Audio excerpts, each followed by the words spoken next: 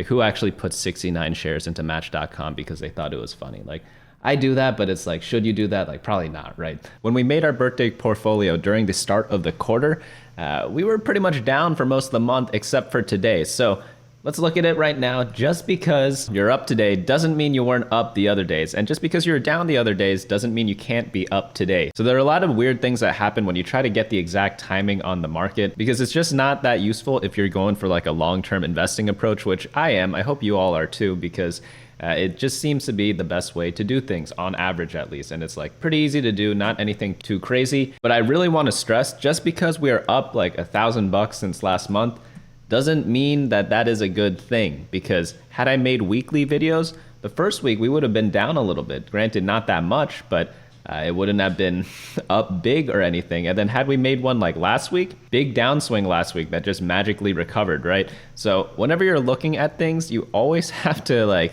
keep some biases in mind. There's one really big investor, I think it's Druckenmiller. I like to call him Drunken Miller just for fun, but I think it's him. He apparently never had a down year his entire investing career, but he always states that that statistic is complete nonsense, because had the year started in like a different month or a different day, he would definitely have negative years. But because the year starts on January 1st, ends on December 31st, he hasn't had any down years. So always keep in mind that just because something sounds good doesn't mean it actually is. That's why people are more so focused on like lifetime CAGR, or like compound annual growth rate, because that's going to be the true number that matters at the end of the day, or just like how much money you have. Because let's say you are someone with a compound annual growth rate of like 5%, but you have like $2 trillion or something like that. You're going to be better off than the guy with like 2,000% returns with like $1,000, you know? It's just simple math. But like, there's a balance, obviously. These are two like very end of the spectrum examples, but I hope you get my point. As long as you're doing well, as long as you're doing better than like the average or whatever, or better than what you set out to do, you generally should be pretty happy. But back to the portfolio. So I want this video series to cover what happens for each of the stocks that we picked in this portfolio. And I also want to go over companies that I'm looking at, because I want to add one company to the portfolio every single year, as you all learned in the birthday investing video. And to do that, I have to be looking at stuff like pretty much all the time. But since it's the first week and I didn't really explain my picks in the previous video, this video will be dedicated to explaining picks, and then every video after that will be covering the news of some of the companies involved. And we will also be going over companies I'm analyzing, along with part of the analytical process and why I discard them, or why I think we should keep them on a watch list or something like that. The good watch list, not like a bad watch list for like, yeah, weird people. Okay, so let's get right into it. We are up. Is every portfolio up? Every portfolio is up. That's just like random noise, right? Like, that's not any skillful thing. That's literally just noise, because 1 month of investing returns doesn't really say anything. A lot of people won't tell you that, but hopefully by like sharing this portfolio, we get to see how things rise and fall. And keep in mind, I am not going to be adding any money to this unless I add a completely new portfolio. So I'm not gonna like lose a bunch of money and then like add cash in to like make it look higher. And you'll be able to tell that by like looking at the net cash flows over here. It's gonna be 40K because that's how much I put in earlier. So let's get right into it. The like leftover cash we have over here is from a dividend, but we haven't reinvested that back yet. So which one should we start with though? Let's go with the birthday YOLO. That's my main portfolio. Apparently BRK.B is outperforming everyone though, so that's interesting. Another interesting thing is it's pretty much in line with the moderate birthday portfolio, which is someone's portfolio that I manage. So it's pretty odd that they're like this close, because there are like drastic differences between the two, even though there is some overlap. So in this portfolio, let's look at the 2017. Those are the OG picks that we've had: Amazon, Google, Alphabet, Meta, Disney, and Twitter. So Twitter obviously is not publicly traded anymore, but I invested in that company because they were like severely undervalued as a social media company in like the mid 2010s or late 2010s. And they were valued at around like 10 billion, sometimes at like 8 billion. And I noticed a lot of patterns. Every other social media company was wildly outvaluing Twitter, even though they also were not profitable. So you have to think, why is one worth more than the other? And for example, Facebook is a much better company than Twitter. I'm not saying that they are not. And Facebook is an extremely good company, I think, because I put money in them too. But Here's the issue. Facebook was at the time worth 10 times the amount of Twitter. And I was thinking, if you had like 10 different Twitters, would that be the same as owning one Facebook? Granted, Facebook, I think, was one of the few social media companies actually making money because they have a great advertising program. They've developed a lot of different products that other companies don't really do. And they actually made good acquisitions unlike other companies. So looking at that, it's not really an apples to apples comparison, but you have to think, if you had 10 Twitters, would that equal one Facebook? I thought it would equal more. So I was like, even though I already like Facebook individually as a company, what about Twitter? There aren't really 10 companies that exist like that in the world. And man, that would be completely wild because it was worth 1/10 of what Facebook was at the time. Another thing I noticed, if we look at some insider transactions, we have Jack Dorsey here, who was the CEO and founder at the time, purchased $7 million worth of shares at $16. So I first started buying into Twitter, I believe at around like 18 or 19, somewhere around there. And then after that, if the CEO is buying this much, $7 million, that's like nothing to scoff at, right? If he only bought like 100K or something, like that obviously doesn't affect his life. But 7 million, that's like a lot of money, you know, even if he has a ton more than that. If we go to the next page, he buys again in April. He buys another $9.5 million worth of shares. And then if we look in his history, he sold a bunch in 2015. This was like a little bit after their IPO, but ever since then, he's only ever bought. So it's like, what is he doing? Everyone always sells for like various reasons. It could be they want a yacht, they want to get some money because a lot of times CEOs don't really make a salary. And then lastly, because they think the stock is overpriced. But there are a lot of reasons to sell a stock for an insider because a lot of their portfolio is in that one stock. But there's only one reason why they buy. And the reason why they buy is because they think it's going to go up. Really nothing too complicated. And it's also like an owner-operated company, which is another good sign. I'm not saying like only use these metrics, but these are like really popular metrics and like really effective metrics to kind of use to evaluate how well a company is doing. Because if you owned a company and you are buying more shares in your company, you would really want to make sure that that company does well. He has most of his life savings in there and he's still buying more of it. That is a huge sign. If 90% of my net worth was in one company and I was buying more to make it 92, 95%, why would I be doing that? Because normally you would want to diversify, right? So the only reason why I would do that is because I really thought the company was undervalued. And turns out it was, because it went from that like $16 a share that he was buying at all the way up to like 44 when he eventually sold it. And before that, it was worth around like $70 per share, which is obviously really crazy. There's also the fact that the company was used really, really widely. If you turn on any news channel, and everyone gets news from TV, right? Back in those days. Even nowadays, people still do it. But like now it's more so, I think, the internet than TV. But even then, everyone quotes what someone said on Twitter. And if you just look at it, you're like, wow, there's no replacement for this product. And we saw that pan out really, really accurately because there are a billion Twitter clones and everyone's coping that like, oh, my Twitter clones actually get, no, they don't work. Even though Elon, who bought the company, messes like a lot of things up, in my opinion, he did some good things, but he changed a lot of weird things that is really off-putting to a lot of people. Like, why change the logo, right? Like, why change retweet to repost? Why switch the URL to x.com? They switched it back to Twitter, but like, why change these things, right? Because you have a product that works, you just need to monetize it. But every single Twitter clone, despite all this, even Facebook's Twitter clone, which is Threads, which got like a quadrillion users in the first day or whatever, can't compete with Twitter. It's actually incredible. The staying power of this app is just so incredibly high, and you kind of have to recognize that, and you don't really see that in any valuation calculation. So you could do all the DCFs you want, and I do DCFs too. Some people don't, and some people don't even know what a DCF is. It's called a discounted cash flow. You pretty much try to guess how much money a company is going to make throughout their lifetime and take all that cash flow and get the net present value of it to try to get like an accurate valuation for the company. And those are useful. I'm not saying they're not. I do them too, right?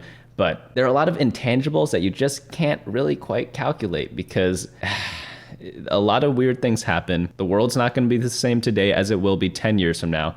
And that's why you can only get insights from discounted cash flows, but you can't really make pure decisions off of it because you can't put the value of competitors not being able to overtake Twitter in that calculation. It's just really hard to do. What DCFs I think are good for is being able to see how undervalued a company is, to see like what the potential upside or downside could be.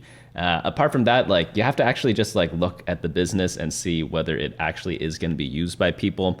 And then through that, try to guess how much revenue they can make after that. But let's go on into the next company. I guess let's do Meta, because Meta, they were the company that we were comparing it to. And throughout the past month, they've been like around break even, right? Like they went from like 305 to 314. I mean, it obviously is like a decent gain, like 5%, but like nothing too crazy happened, right? What you have to look at though is the longer charts. Wow, what a ride. They went through like two pretty big crashes that I remember. This one and this one. And wow, those were some scary times because I held on for dear life all those times and it was a little scary. I'm not gonna deny that. What is Meta? Why invest in them? Because Facebook is a dying company or a dying brand. No one really uses Facebook anymore, right? No young people use it. No like 17-year-old in high school is going to be like making a Facebook account and then using it for the next like 10 years, right? I don't really think that happens. They use other social media platforms, but that's the thing. Facebook acquires good social media platforms. They bought, Instagram, and that was widely used by much younger demographics. So that is going to be good. Can they do it again? Can they keep doing this? I'm hoping they can. And I'm hoping they also move into other stuff. Unlike Twitter, Facebook actually is a real business and they actually make other products because Facebook's really big into like the metaverse or whatever. Even though it's a failed product, I'm not denying that it failed, but they're willing to experiment, which keeps the company kind of alive. Google does this a lot. Even though Google actually hasn't made that many things from their like projects or like fun projects budget, whatever they have, and we'll get into that later. The whole point is that they are trying because they have a ton of extra cash and they know that tech companies don't really last forever. So you kind of have to keep up with the trends, acquire new companies, or try to make your own in certain things. So Facebook also has very good management.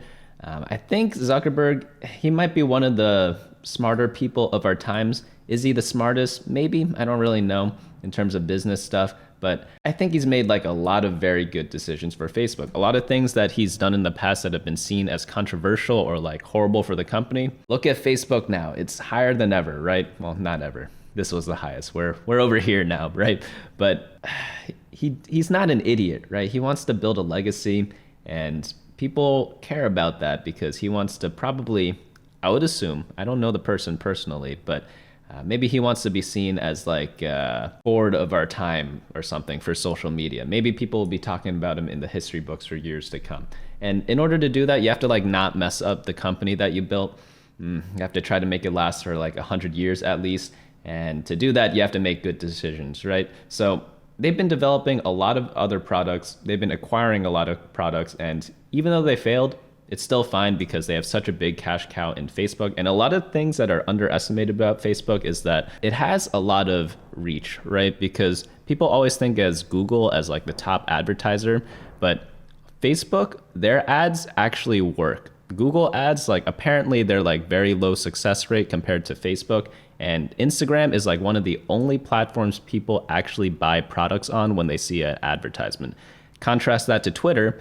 They can't sell anything on their website for some reason, but on Instagram, pretty much all Instagram ads or products that you see, they do extremely, extremely well apparently. So that's another advantage of Facebook. People actually use their platform and it's monetized in a good way. So it's got the good of all social media. It's got the good in that it has a big reach and it has the part that was missing, which was being able to monetize it, and they put them all together. So that's Meta in a nutshell. This was a wild ride. Apparently this drop over here was because they were wasting a lot of money in their like metaverse stuff, but all they had to do was just stop doing it. And it was like hugely undervalued over here. Obviously price to earnings ratio isn't everything, but if we look here around that time, this is where the stock was dropping, right? They were actually at like a 12, 14 price to earnings ratio as a tech company because they really just wanted them to stop making stupid decisions. And I think they did, right? They said that they were cutting it. Really easy to do that. So if you're making so much money as a company that all you have to do is do nothing and the stock goes up, probably gonna be a good company. And like, that's what I aim to try to do, right? All right. I know like everything I'm saying isn't like super scientific or whatever, but nothing in investing ever is, because all the big valuation people, they don't actually like do well. So that's one thing to keep in mind. Value investing has changed over time a lot, and I actually like love value investing, but all the deals that like Warren Buffett saw in the past where like you have a company making like half their valuation in profit every single year, those just don't exist anymore because like they all get bought out. Well, they do exist, but they're often like small businesses. For example, there could be like a cafe down the street from you that does like extremely well, and maybe they're willing to sell it for like a pretty low price because they want to retire or something like that. So that's one thing to keep in mind, but people don't like look for those. So if you're looking in like the public equities market, you're not going to find many of those because you have like billions of people like looking at these companies and valuing them, and probably millions of them are like extremely good at it. And because of that, a lot of things that you would see are just not going to be that great of opportunities anymore because someone else already saw it before you. So it sucks, but it's how life is. So the smaller, the more local that you go, the better it's going to be. Or like, not the better, the more opportunities you'll find. It's like what Peter Lynch says. Huge fan of Peter Lynch. There's a phenomenon he calls called like, I think it's street lag or something like that. It's the time it takes for someone who's like really into a field, if they find out about a certain opportunity between the time that it reaches Wall Street. So that's called like street lag. And if you're really into something, especially something like local to your location, something in your niche that you like do for work maybe, those are going to be where you're going to find like the most opportunities from what he says. For example, I know someone who knew about Ozempic like pretty much when it first started being used by like a lot of the big celebrities before they went public about it. And that's because they worked with the people in that industry. And the mistake they did was not realizing that it was going to be so successful. But essentially, Wall Street didn't really figure out Ozempic until like much later. And even now, it's when it's really actually got popular. So if we look at Novo Nordisk, which is, I hope I'm saying that correctly, which is the company in question, if you find out about it like during somewhere like here, wow, you would have done really well. But everyone's only talking about it around like 2023, at least in like mainstream news. Like, yeah, maybe like it got some coverage before, but nothing like that crazy. And then the big push really only happened now where there's like, everyone's thinking that Ozempic is gonna like solve obesity in America. I don't think it will. Maybe it will. It's so stupid. This whole healthcare topic is a whole discussion for a different day, not really relevant to what we're doing right now. I think there's more of like a psychological problem of people not being able to control what they eat. That's probably more relevant to obesity than like taking some pill, in my opinion. And I've heard that like when people stop taking Ozempic, if they don't actually build good habits, they just like fall back into whatever they were before. But okay, different topic. Next company. Do we keep doing tech or do we do Disney? Let's keep doing tech. All right, Google. What is Google? Everyone uses Google for like almost everything, and there's so many products that use Google that you don't even realize are on Google. It's actually so bonkers. So pretty much like everything on a phone, like they pretty much know everything, right? Man, like Google Maps, everyone uses Google Maps. Their whole like search engine, YouTube, like wow, they have like some incredible products, right? But products aren't enough. They also have to be like making money from them, but they figured that out because every business in the world needs to look good in front of Google. This YouTube channel needs to look good on YouTube. Everyone's business needs to look good on both Google Maps, they need to look good on the search engine, and they also need to look good on other social media. Wow, there's just such a central part of the entire ecosystem of the internet that like, how can they ever be replaced? Another thing is that Google is kind of like a natural monopoly.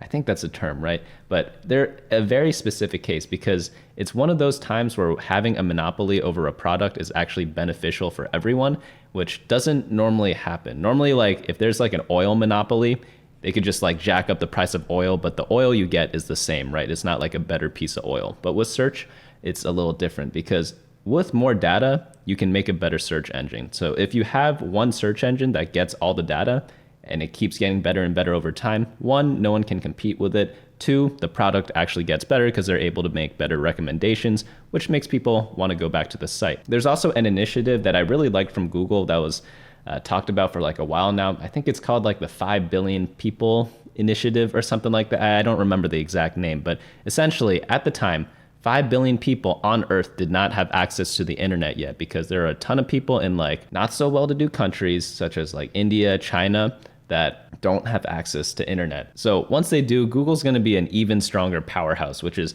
crazy to think about. Even though those people don't really have that much money, wow, the more and more people that get access to the internet, it's going to be actually incredible, right? We could go through some of the 10Ks of the companies. We'll probably do that in future videos, but I just want to give an overview of each one that we're kind of going over. Amazon, do I really need to talk about this, man? Jeff Bezos, he's like a god of one of our times, I think. I respect him a lot. He is like one of the smartest people. If you read his annual letters from when Amazon was created, I think it was like 1997 or I don't remember the exact year, but whenever it was, all the way until now, you'll see that everything he says comes true, which, wow, who can do that? He's like a prophet, right? Granted, he's not like as active as he was before because I think like someone else is a CEO now, but he definitely does have a lot of influence over the company still, and he still owns like a lot of it. But he is probably one of the rare people that it's like, I want to know how to figure out who the next Jeff Bezos is, because I wonder if at the time, I was only a kid when Amazon came out and they were selling books at the time. Now they sell everything. But I really want to know what traits that he had that could lead someone to identify him as like the next big person, because that would make investing really, really easy. If I think of today, who would even pop up in my mind? So we had like Elon, we have Jeff, and we have Mark. In the previous generation, you had Bill Gates, Steve Jobs. Who's going to be that for our generation, right?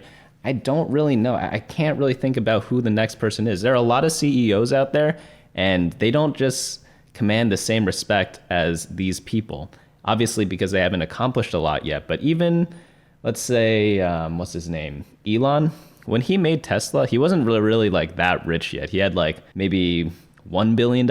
I know a billion's a lot, okay? But like, if you look at his like net worth over time, it wasn't anything that crazy until like really recently, within like the past like 5 to 10 years, right? Because before that, it really wasn't that much. Like I was doing research on Tesla in like 2014 or something like that. And I was just curious. I was like looking up his net worth and I was like, it's not even that high, but like everyone's talking about him. So that kind of confused me. Obviously net worth doesn't like mean that much. And after a certain point, money doesn't matter that much. But wow, how could you know that he would have a company that does so well from that point after he already did so well? Like who else exists like that today? Like what's the company that has that right now? Give me some names down in the comments so I could like research some of these people, because it's a topic that I'm really, really interested in, because it makes investing a lot easier because you just invest in the person and the company at the same time. And if you listen to Warren Buffett, he loves having a good king of the castle. And granted, he still invests in companies that do well, even if they don't have a good king of the castle. For example, who even cares who the Coca-Cola CEO is, right? What can they possibly do that will make the company that much better or that much worse? They'd have to do something really, really stupid or really, really smart. But most of the time, like the company's going to be fine, right? Everyone drinks Coca-Cola. But for a company like Amazon, you need someone who can execute really, really well. It's like a much different position to be in. And I'm not like disparaging the Coke CEO, whoever it is, right? But it's very two different jobs. They've been doing like pretty decently since 2018. They did a little bit better if you go like further back.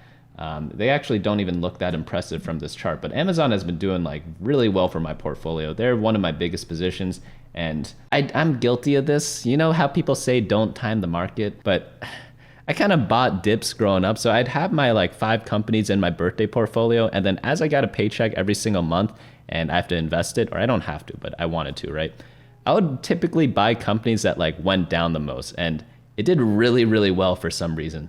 Like if I looked at the individual gains of each company over like 5 years, my returns were higher than that because I was like buying dips. But like, I don't know if that's like a good thing to do. I'm just saying that's what happened. But yeah, it really depends on the company, because wow, one of the best lessons I learned was holding a company all the way to zero. I spent like a couple bucks on like one share of this like really declining stock, and I held it all the way to zero. And it's like my proof, at least, that, or my lesson, that just because something goes down doesn't mean it'll go back up. And just because something goes up doesn't mean it'll go down either. So you just have to reevaluate a company every single time. But perhaps I just got lucky, you know? Let's go back. Next one up we have is Disney. Oh man, not Disney. Disney is like one of the few companies that I picked that have done awfully. So let's look at their chart, because it's not good. Bought around like 2017. They don't have those years because it was like too far back, but what a decline, what a decline. They went all the way up to 200 and now they're at like 85. And I bought a lot at the top for Disney for some reason, because I really believed in their products because there's no replacement for Disney. You can watch all of Bob Iger's stuff. He always talks about how there's no competitor for Disney intellectual property, which is true. Who else has that much history behind like some of their characters? No other company has it. So you just have to have not an idiot running the company. And thank God, because Bob Iger is back, and I believe he will save the company. He did so well in his first like tenure as CEO, and he made like some wild acquisitions. He bought Marvel, he bought Lucasfilms, he bought Pixar, a bunch of other ones too I'm definitely missing. And he combined them all really, really, really well.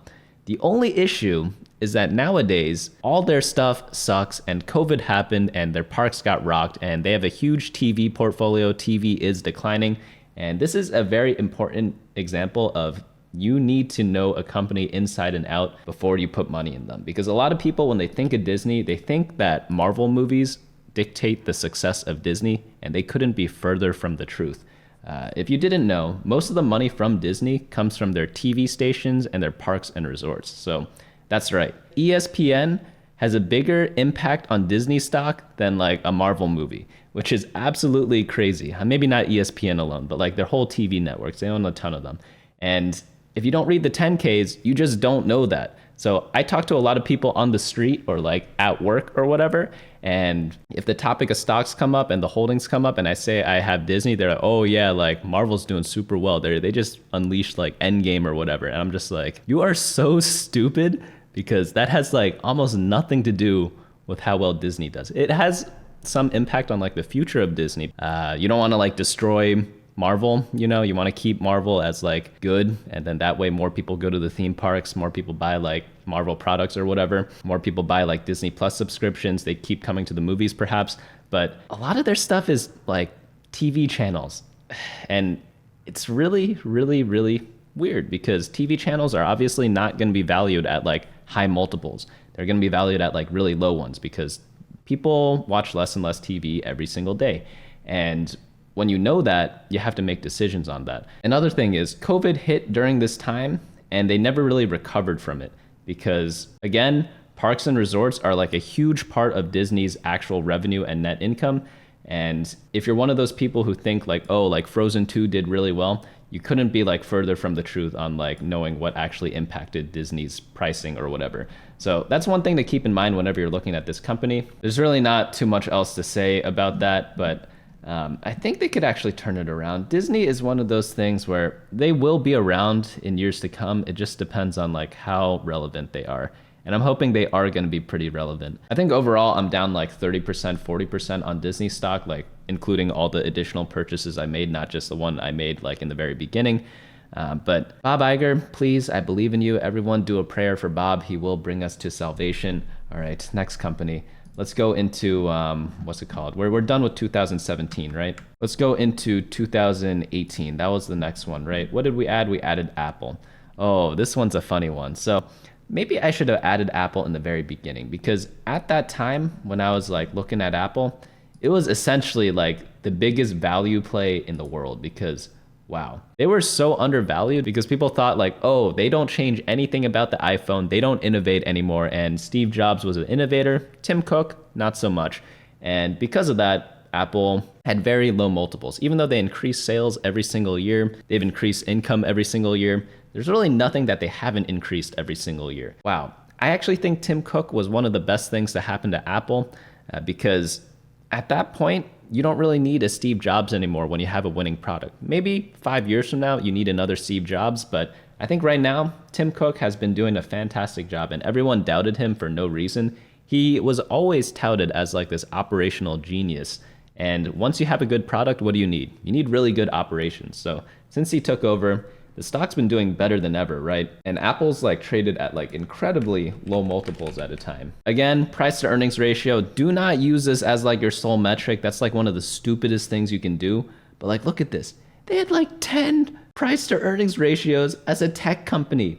Who does that? And it's consistent too. It's not like they had like some like really weird accounting year or something like that. They were just priced very consistently low. And then now guess what? They have a pretty high multiple at like 30, which makes a lot more sense for like a tech company. And like before this, in like the early 2000s, they definitely had like wild multiples because that was before the iPhone, right?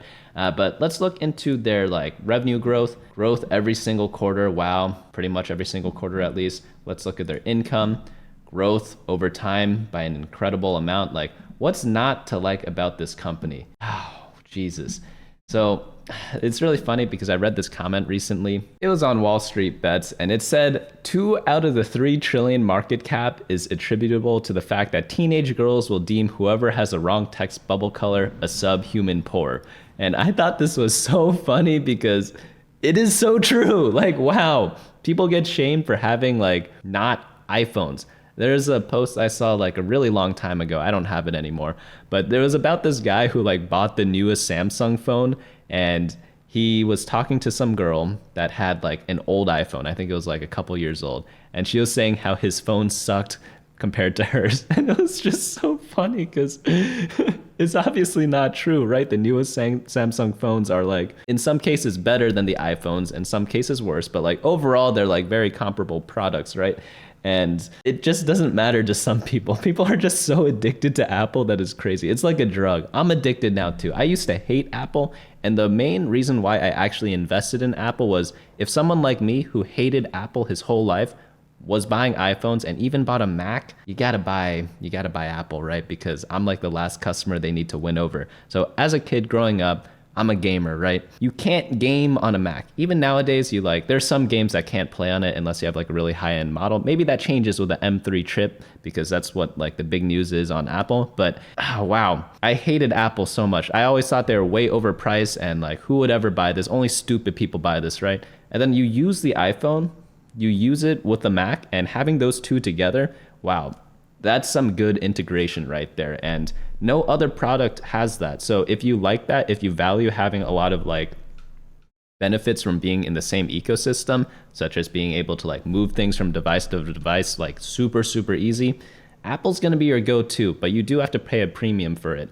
Nothing wrong with like being a Windows guy. I'm recording on a Windows PC right now, and I game on my Windows PC, but if I didn't game, I would have all Macs because it's so easy to do everything. You're just like much more productive. It's like buying a Windows is walking to the store and buying your own groceries and bringing it back. Using a Mac is like just paying for a delivery service. That's pretty much what using a Mac is kind of like for me. Everything's so seamless, everything's so easy to do, and you just know it works. If I have a Windows thing, I have to like customize this and that. It's very annoying. But after they won me over with their M1 chips and I was buying Macs, and I used a MacBook Pro at work before the M1s came out, and I was like, this is actually like a really good system. They won me over and another coworker over who were both like very anti-Mac because we both gamed, and that's like the last person you need to win over. So I was just like, valuation's good too, buy it, whatever. Like, I don't really need to do a DCF analysis because like, can you really estimate this growth rate? It's really hard to do. In 2009 or 2010, their trailing 12 months earnings was 10 billion. Now it is 10 times that amount or 9 times that amount, depending on what like year you're looking at or what quarter you're looking at. That's in 10 years. No one predicted that growth rate. Let's look at the price of earnings at that time. In 2010, it was like 17. I bought around like 2018, right? Like, it's essentially like a value stock. I wish I bought it earlier, but wow, it's actually incredible. And it's such a big company. They're gonna keep growing. They come out with new products that are like, not an iPhone, but they're good enough, right? Like AirPods was really good. I don't know about the headphones. That's a little odd, right? But there's got to be some opportunities that they come up with down the line that just keep increasing all their revenue. Obviously, the iPhone's going to be always like the biggest product by far, but until that changes, like, wow, it's an incredible company, and I don't see iPhones disappearing in the next like 10 years. There has to be some like really good, like maybe a glasses technology that is like even better than our phones. That's the only thing I could really think of. So if I'm looking at owning a company for like 10 plus years, Apple's got to be one of those go-tos. And again, they buy stuff, they adapt. It's not like they're not trying to invent new things. So if you look at like a whaling company, in like the 1800s or something like that, whaling was really popular because they burned whale fat to like get energy. And then once like better sources of energy came out, people stopped whaling, and then whaling's dead, right?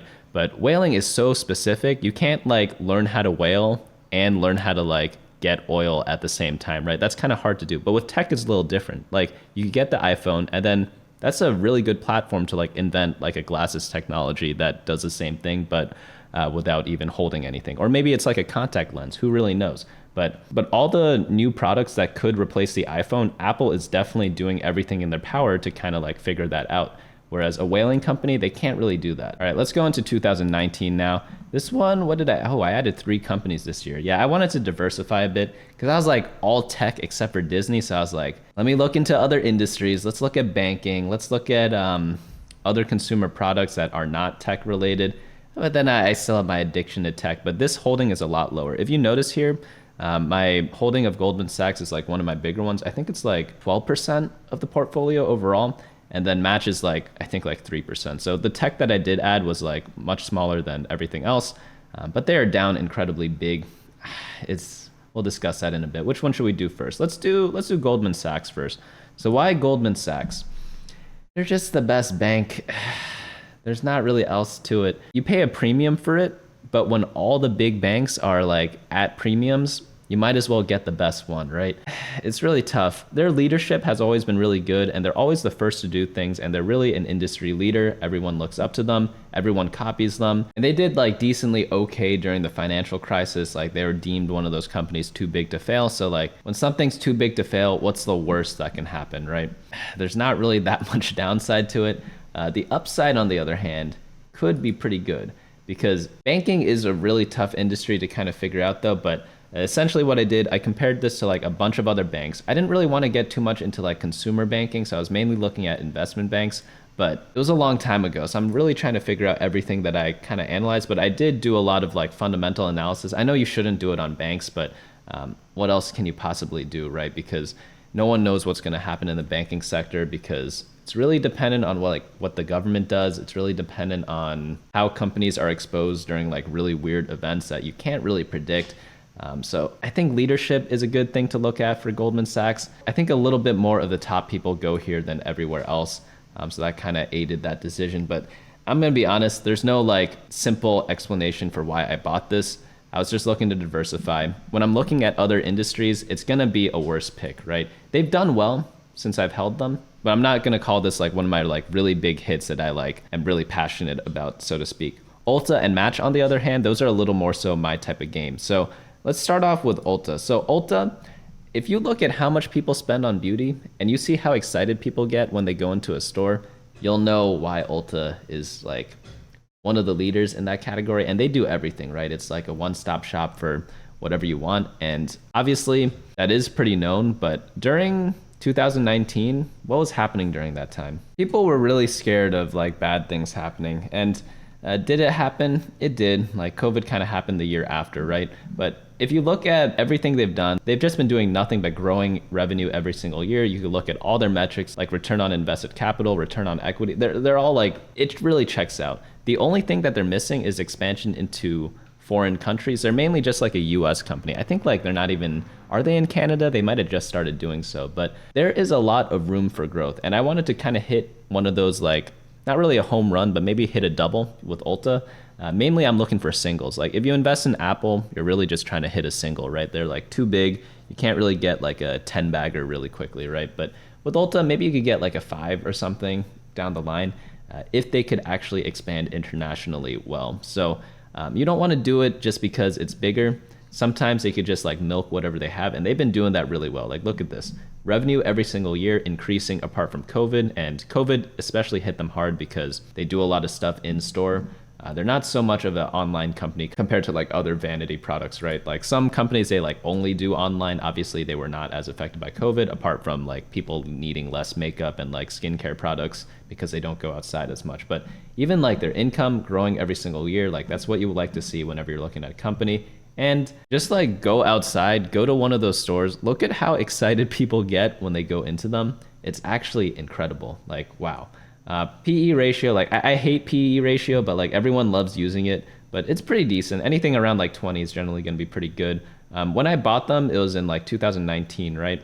So it was like a little higher than I would have liked. I bought my first shares late in 2019. It was apparently in September 2019. I don't have my like average price of like when I bought it, but when I first bought it, it was like $234. But I don't have like my overall average price of Ulta shares because I bought some like during this period, and then I sold it like this year, but then I rebought it this year. So I sold like it is pretty lucky. I sold at around the top, not at like the very peak or whatever, but I sold like 400 plus, 500 plus, and then I rebought at around like low 400s. But it's been down since then. It's at like, what is it, 385 right now. But essentially, I was having some sort of, I wasn't doing it on purpose. I was having some sort of like decision debacle. So it went up a lot, and I thought it was like pretty overpriced at the time, and I had other opportunities that I wanted to pursue instead. So a lot of people ask, like, when do you sell a stock? Well, if you see something better than what you have currently, like, you probably should sell and buy the better opportunity, right?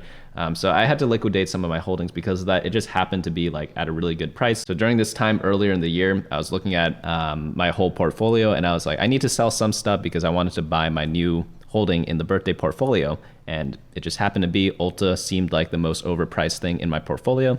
So I sold that along with a couple of other things to buy the new company. So I had some more money because I made some money during the year. And then I put it back into Ulta later on because I was like, oh, they look a little more favorable now. Let me test them out. So not really rocket science. That's just kind of like how it is though. But essentially, whenever you see a company that's like relatively decently valued, all their numbers are going up every single year, and you look at the product in the real world and you're like, hey, not going to disappear anytime soon. Is this going to exist 20 years from now? Is something like it going to exist 20 years from now? Probably. A lot of signs point in one direction. You could look at all the metrics that we talked about. You could look at like insider transactions. You could look at like whether they have any debt. Combine all those things into one, and if it's at a favorable price, go ahead and buy it. Like, it's really not that difficult. All right, let's look at the next company, which is Match. So Match is really interesting because they've been going through a wild, wild ride. So I bought into it as a meme once, like before. The reason why it's such a small part of my holdings is because I bought 69 shares of it because I thought it'd be funny. And then later on, when the company was like looking pretty good, I bought, I increased it up to 420 shares, and that's when everything bad happened. So literally, like from the start, when I bought it, when was this? Like 2019? Let me check my thing. So on January 10th, 2019, that is around here at around like $43. Let's see where I bought it. Yeah, I bought it at $43.29. And yeah, just 69 shares, just let it ride because I was like using dating apps at the time, and I was like, holy cow, there's no replacement for this at all. And if people are stupid enough, they will buy a membership. And I was thinking, this is like the closest thing we could get to like selling, you know what?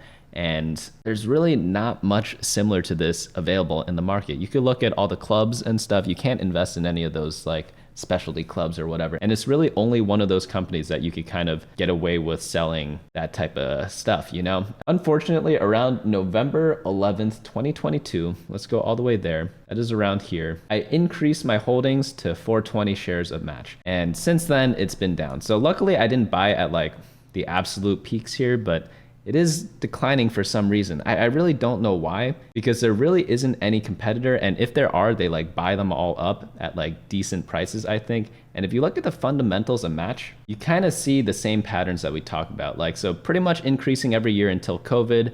And then after that, they did get hit. They didn't quite recover from that. But if we just look at their price to earnings over time, but if you look at their early years, they have been making a lot of money, but then it declines a lot after that. But again, if you look at their revenue, it's been pretty stable throughout like the entirety of those years. Yeah, you'd want to see it growing a little bit higher, but like COVID definitely affected it a lot. In terms of like turning that into income, they haven't been doing as good of a job with it as they have been before. But you know, crap happens. Like their EBITDA has been rising, but like a lot of people hate EBITDA.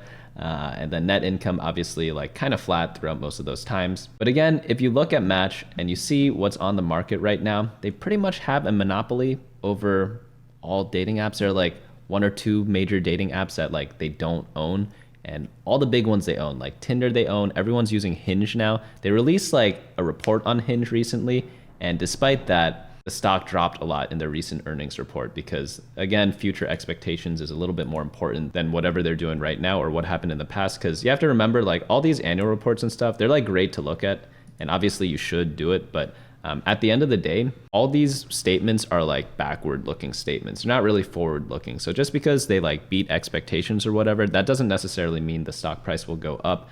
It always has to be like what management is saying that they're going to do, what they think about the landscape in the future. That's going to dictate a lot more about the price, because when you buy something, you want it to like do well in the future because that's how you actually get money from the company. And just because they did well last year doesn't really mean that much in those cases. But I kind of bought into this stock as a meme. That's why it's like a pretty small part of the portfolio.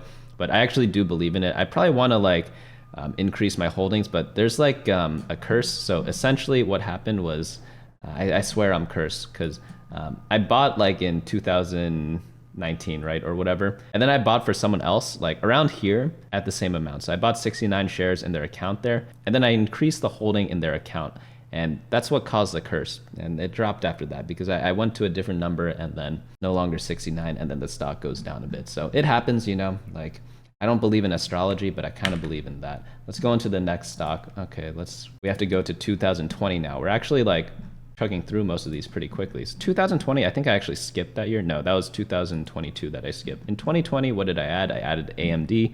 So AMD is another one of those cases where it's like, what's better, Windows or Mac? What's better, AMD or NVIDIA? Obviously, AMD does like, they're not an apples to apples comparison because they do different things, but essentially with video cards, they're doing like really, really well in their like video card sales. Should I have done NVIDIA? NVIDIA always looked like super overpriced to me, and like with all this crypto stuff, people really like the NVIDIA cards. But in terms of just like regular performance on like a computer, I'm a big believer in all the AMD stuff for like their processors, their video cards, everything like that. And I used to hate them because the way I learned about like how the companies approach their design for their components is that Intel and NVIDIA, they're kind of like Protoss in StarCraft. They're like very sleek. It's like one big unit that does like very efficiently done and things like that. But AMD's kind of like Zerg or something like that, where they have like so much stuff thrown at it and they're like, you know what, we're just going to overwhelm them.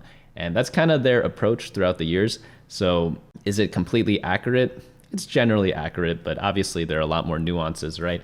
A lot of examples that I list out, or a lot of the sayings that I say, they're just kind of generalities. They're not really like that specific, because you could always point to a specific product and say like, oh, this, and that. Not true, right? But you have to interpret it like not literally, because like you have to be like a complete idiot to interpret everything literally. That's just something to keep in mind if you ever listen to me, because I say like wild things all the time, and it's just like who actually put 69 shares into Match.com because they thought it was funny? Like I do that, but it's like, should you do that? Like probably not, right? But like I want to have some fun in life. Like what are you gonna do? But AMD, I was a really big believer. I told everyone to buy this in 2020 when I bought it. The issue with some of these companies like NVIDIA and AMD is that you don't really know what the need is going to be in the future. That's why, like, again, DCFs, they are useful and I do them. I've done them for every single company that I've bought, but they don't tell the full story, because who could have predicted NVIDIA would rise that quickly, right? For example, a lot of growth in NVIDIA is because everyone uses their stuff for AI. And was AI going to happen this year? Was it going to happen 5 years ago? Was it going to happen 5 years from now? You can't really predict those things. And then which technologies would happen to be the best in that space at that time? In some years, it might have been a different company than NVIDIA, but it just so happened that they both hit at the same time. So a lot of times you can't really predict what's going to happen, but you try to manage it. You try to pick products that are actually going to be used in the future. So everything's done on computing right now. So I feel like owning any company that deals with computing is going to be like a really good play for like our lifetime for the next like 30 years. And probably it might be better in these cases to hold like a basket of stocks of these. Maybe I should have bought both NVIDIA and AMD at the same time, along with like Intel, even though Intel's going down. Maybe if you just hold all of those products, that might be the best play overall, because a pretty safe way to get like guaranteed gains, but like I want to hit some home runs. So I want to concentrate, and this time I guessed wrong. So happens. NVIDIA is just like always super, super overpriced. I can never justify buying it for some reason, but maybe someone with more like an even bigger risk-taking appetite than me can kind of like do that. All right, next one we have is 2021. We have Fox. Oh my God. Again, trying to diversify, and I thought news would be like a really big thing. And this is one of my mistakes that I've made with my portfolio, is investing in Fox, because news is a huge thing, because influence is just such a big part of our life now. And literally all these companies decide elections. Like apparently Facebook decided the 2016 election. And then apparently in 2020, all the news outlets were like not playing fair, so to speak. Like I don't like the guy, But Donald Trump is a huge topic, right? And in 2016, I don't really think he got treated fairly, but he won anyways. Even though I don't support the guy. Another person this happened to is Andrew Yang. He was pretty much like blacklisted by the media, I would say. Both those candidates were. And you could just tell by the way they treat them when they're on screen. There's a lot of inequalities going on. And for example, they like got Andrew Yang's name wrong. And all he can do is like be polite about it because he doesn't want to like interrupt the system or whatever, right? And all these news networks are like guilty of doing this for those two candidates. And it's actually incredible how much power they have because they are able to do that without any repercussions, which is absolutely crazy. You really just have to watch like how the debates happen, how their interviews happen, and like they can treat one candidate fairly and one unfairly, and guess who people are gonna like support after that. So these companies have a lot of power, which means they are targets for like acquisitions a lot of times. And is Fox gonna be bought out? Maybe, maybe not. But the reason why I think I made a mistake with Fox is because I wanted to just get into media. I wanted the New York Times. And the only issue with the New York Times is that it is so overvalued, it's actually crazy.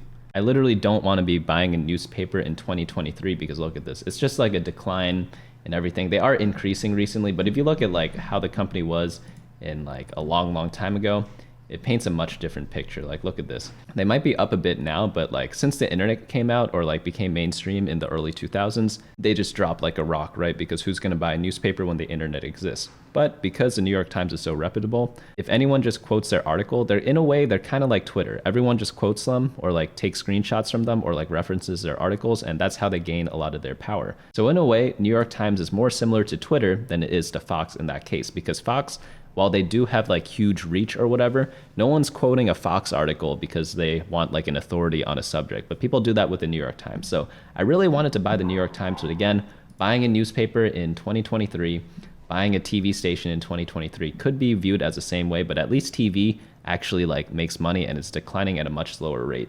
But for newspapers, like, wow, like who actually knows someone who still gets a newspaper that's under the age of 40? I can't think of a single person, but I have debated getting like a Wall Street Journal subscription. I have debated getting like a New York Times subscription, but that's mainly just to read the online articles because I get paywalled. But there are ways around that, so I like decided not to. But essentially, I think my like idea was correct in that I wanted to buy something in the news media because they're just really influential. Any company that can affect like who gets elected or like what people are thinking is like so immensely powerful. Not for me, but for other people to want to buy, because I'm not going to control the company, right? But other people want to, and because of that, they make like great acquisition targets. So I did make a mistake. Maybe I should have just bit the bullet and bought the New York Times, but Fox just had like a much better valuation that I kind of went with that instead. And I think that was a mistake. I might sell Fox, not really too sure yet, because if you do make a mistake, you should try to rectify it. You shouldn't just hold on to it for no reason just because you said, oh, I would do this. Whenever I say buy with the intention of holding for your lifetime, it's only an intention. You don't have to do it. And if you make a mistake, you have to try to fix it if you really think it is one. All that being said, I am still holding on to it because I do like that it's not a tech company. You guys may have noticed a pattern already. Pretty much for any non-tech company I buy, I've been like failing at it horribly. So maybe I should stick to my realm of expertise. But let's move on into 2023. That's this year. So I bought Berkshire Hathaway and Target. I have since sold Berkshire Hathaway. I use it as a vehicle that I should have been using more before. So instead of parking my money in cash or parking it in like an index fund, I think parking your money in Berkshire Hathaway might be the way to go, because if you don't know what to do something, why not just give your money to Warren Buffett instead? It seems logical, right? And that's really all there is to it. They own like so many good companies, and it's essentially buying like the S&P 500 on crack, because you get all the good insurance companies. They have so many businesses that they don't purposely like destroy like a lot of other companies do. So let's say there's a random state. You have a really good barbecue joint in like Alabama or something like that, and you have like a bunch of chains there and you saturated Alabama. The next thing you want to do probably is expand into nearby states, right?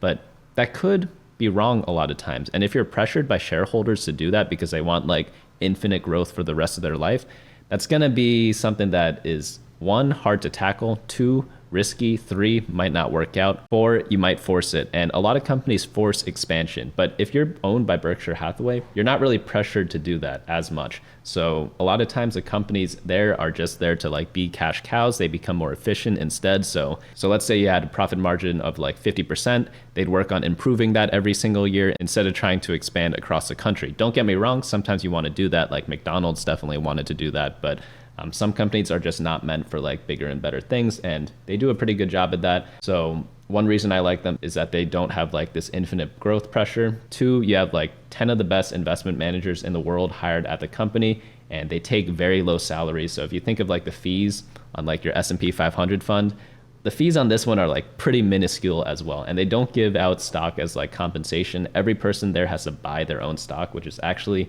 so funny to me, but I guess it works, you know? So as long as this company exists, as long as they keep hiring like the best managers in the world, why not just park your money there if you don't know what else to do with it? Like maybe you should just park all your money there. That's what I do for one person's portfolio. They don't want to take too much risk. I'm just like, just throw all your money there. It's fine. And just treat it like an index fund, even though it's kind of not. But whenever I don't know what to do with my money, I just park it there. And then when I do, sell it, put it into the new company. So next up, we have Target. So Target, it's very interesting. There's a good buying opportunity for it recently, so let's check it out. I bought it when they had like the decline from, I think it was around August when they like went down from like the whole like Pride debacle or whatever. And I, like the thing about that is there's a whole notion of like go woke, go broke, and I don't really believe in it, but some people do for some reason. And the target demographic of Target is not the people who wouldn't support that type of stuff. So their reaction to it that's very negative doesn't affect the company because they shop at Walmart. They don't shop at Target. I was thinking like it's not really that related and it's not really going to affect their bottom line at all, but like people were reacting to it. So I thought it was a pretty good buying opportunity because I was actually eyeing this stock for like 5 years waiting for a time to get in.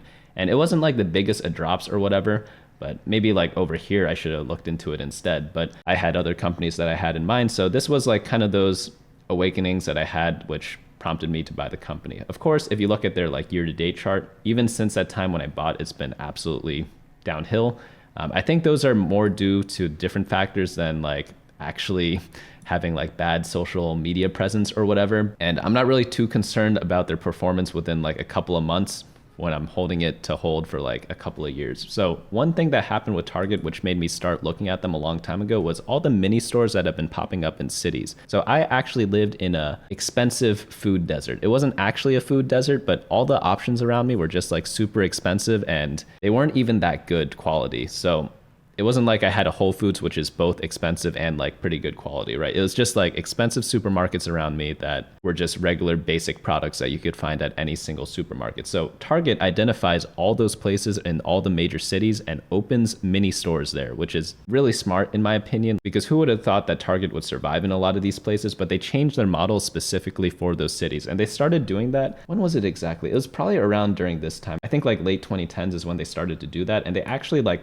affected me in a very positive way in DC when I was living there in 2019, because I had all these crappy options around me and they solved that issue. They were like medium price and medium quality. So if I wanted like a good deal or whatever, they were going to be the best ones there, because high price, low quality versus medium price, medium quality, I'm going to take that any day of the week. And all these new stores that they opened, at least at the time, were very, very successful. Now it might be a little bit of a different story. COVID definitely affected them a lot too.